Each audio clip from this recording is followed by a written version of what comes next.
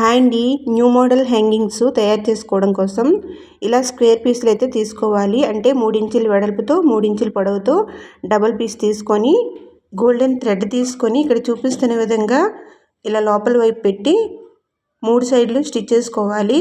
తర్వాత ఇలా క్లాత్ని రివర్స్ చేసుకుంటూ ఇలా సరి చేసుకోవాలండి. తర్వాత మన దగ్గర ఉన్న వేస్ట్ క్లాత్ చిన్న చిన్న పీసులుగా కట్ చేసుకోవాలన్నమాట. ఈ కట్ చేసుకున్న పీసులు లోపల ఇలా పెట్టి చివరి క్లాత్ చిన్నగా ఇలా ఫోల్డింగ్ చేసుకుంటూ దీని మీద ఒక స్టిచ్ అనేది వేసుకోవాలండి.